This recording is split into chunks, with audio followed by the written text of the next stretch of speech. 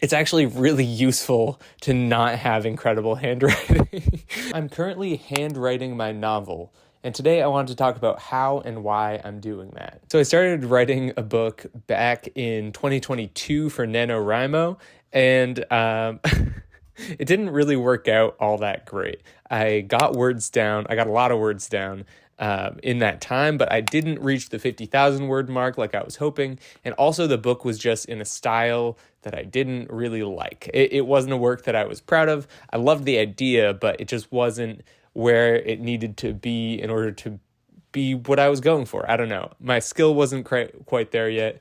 I didn't have enough planned to really make it feel cohesive. There was a lot that was wrong with the words that I had written at the time. So what ended up happening is that I dropped the ball. I didn't end up continuing that because I wasn't super happy with it. And while I still wanted to tackle that idea and see what that was all about, I didn't end up sort of chasing that thread, sort of following that idea to the end. There was a moment last year where I revisited the idea with a different style in mind, more of a sort of absurdist Discworld or Hitchhiker's Guide sort of tone to it.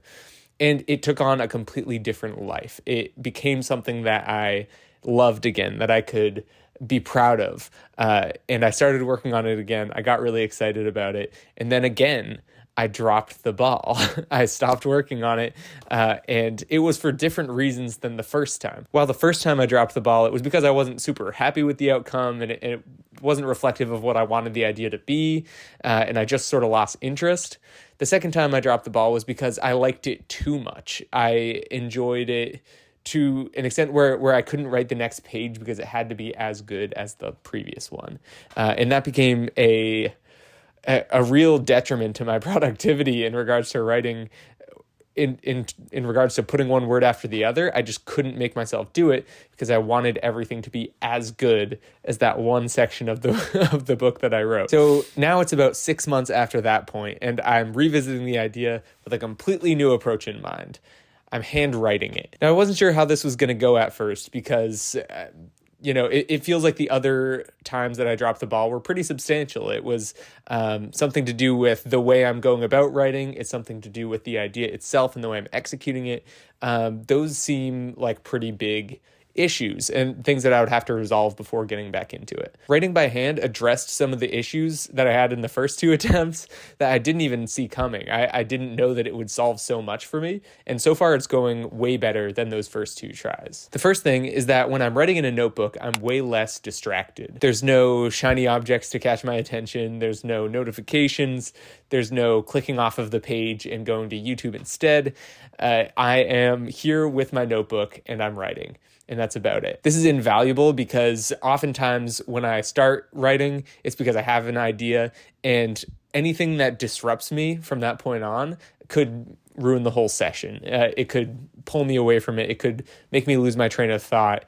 Things like that. It's a little bit finicky to get right. So anything I can do to reduce distractions automatically, by default, makes me put more words on the page and helps me actually continue what I start, which is the big thing here. I feel like this is never about writing a lot of words at once, but it's very much about returning to it consistently and picking up where I left off successfully. This actually comes from a Neil Gaiman interview that I watched where he talks about how when he sits down to write, he doesn't have to write, but he's not allowed to do anything else, which is a really cool way of looking at it and something that I've tried to adopt as much as possible into my own writing routine because it does somehow work. If your options are nothing or writing, after about maybe 5 minutes of doing nothing, writing is going to seem really appealing and you'll actually put pen to paper. At least that's what I've gathered so far. Another part of this is that I can't easily go back and change things. Even more so than the first one, this has kept me on task very, very well. Before, when I was typing in a Word document,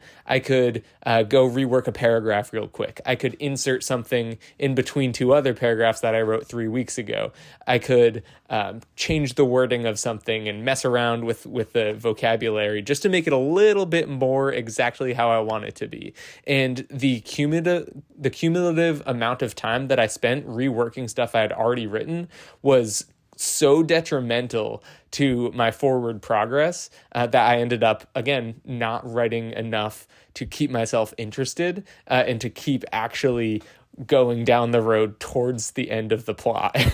I kept on backtracking and fixing little things, nitpicking, and it completely ruined my momentum. Additionally, going back to edit things while I'm writing a first draft just isn't really good for me, because I think I benefit from having some space between writing the words and editing the words. It gives me a little bit of hindsight, an idea of where this fits into the larger narrative and how I can make it best fit that narrative. So doing it immediately after writing it just doesn't serve me super well to begin with. This one is also a Neil Gaiman original. It's the fact that as I transcribe the handwritten manuscript into a Word document, I automatically get a second draft. I can edit it as it goes into the computer, and no words are lost in that process. I've watched a lot of Neil Gaiman interviews, but I've never actually read one of his books. So maybe I should do that. But he has some awesome writing advice that I've been taking. I'm excited to do that one because it feels really efficient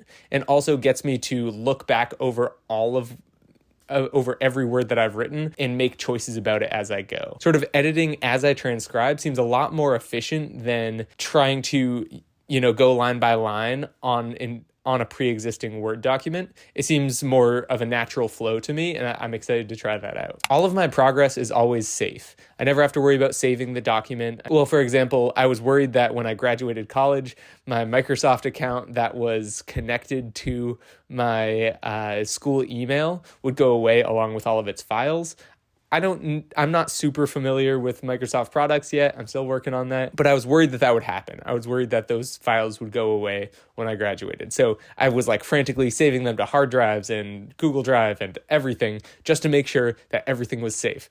And it's just significantly less of a headache to keep track of a notebook, in my opinion, than to worry about file management, which has been the bane of my existence for as long as I've been using files for anything. When I do end up transcribing this into a Word document, none of these words will go away. I'm not backspacing anything. I'm just deciding what makes it from the notebook into the Word document. So I'll always be able to go back and look at the original wording of things and the way that I originally had things on the page, which I think will be really useful, because if I do go astray, if I do edit in a direction that I don't end up liking, I can always go back to this version. Another reason that I've been enjoying handwriting my manuscript has been the fact that it's analog and I can do it from anywhere at any time. I don't need to worry about my computer being charged. I don't need to worry about having Wi-Fi access or anything like that. I can just sit down and I can write. This has proved to be really convenient because if there's something that I think of, say, on the train on the way to work, I can write it down on the train on the way to work. I don't have to pull out my laptop, anything like that. It's just really easy and convenient for me. Also, the amount of steps that it takes for me to get from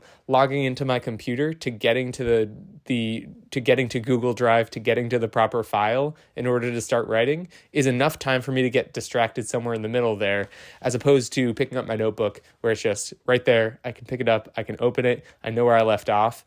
And there are, again, way fewer steps to that and way fewer chances to get distracted. And for me, that's the name of the game. I cannot get distracted.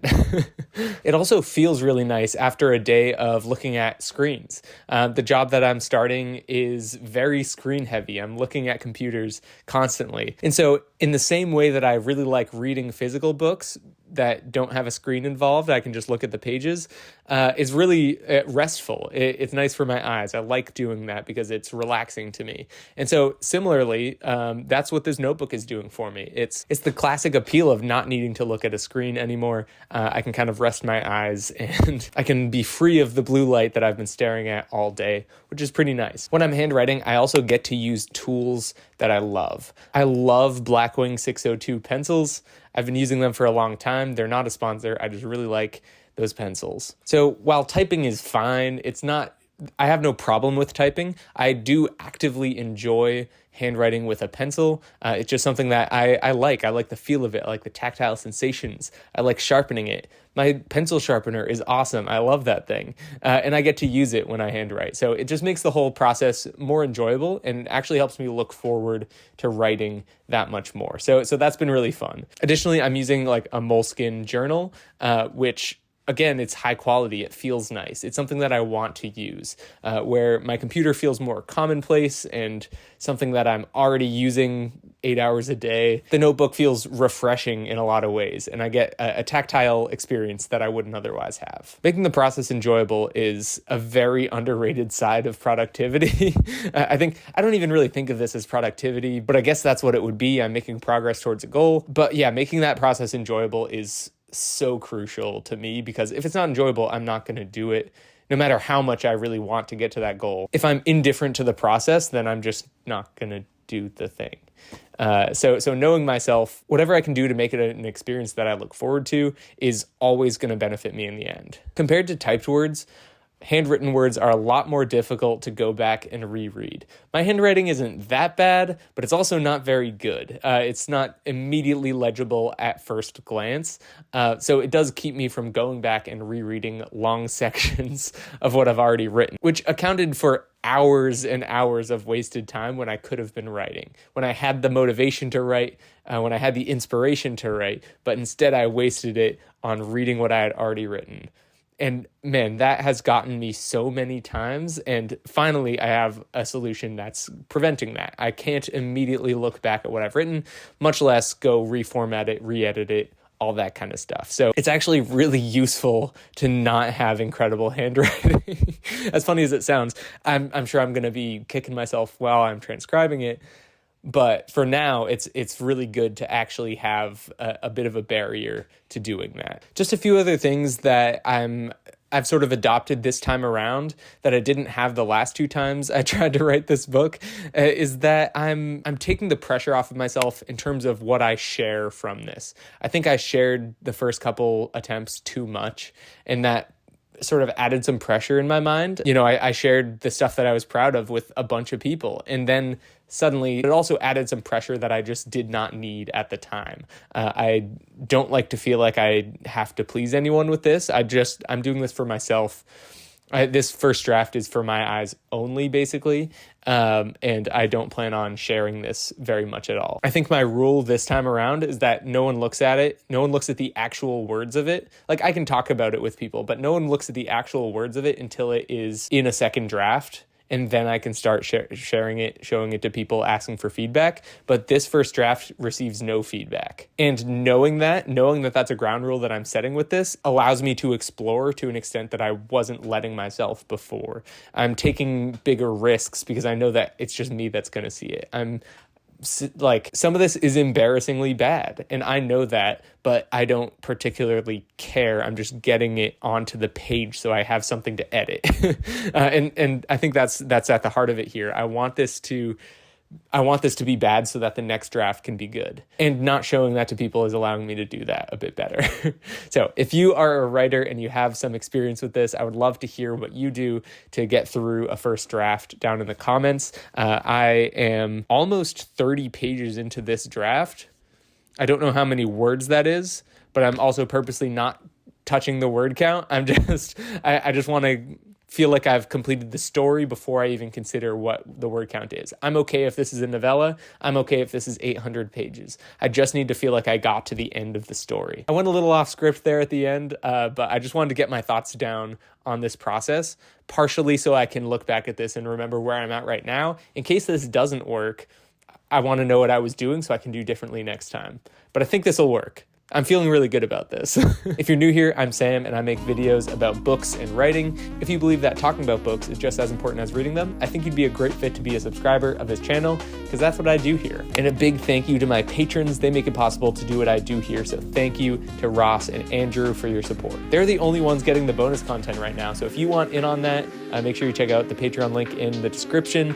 Right now, all of the paid tiers get access to weekly favorites, which is my blog, where I talk about different media that I've enjoyed the past week, whether that's reading, watching, listening, anything. So if you want to see that, check out the link in the description. If you want to see me and my girlfriend discussing the way that we annotate books together, check out this video right here. I think you'll really like it. Okay, that's all. See ya.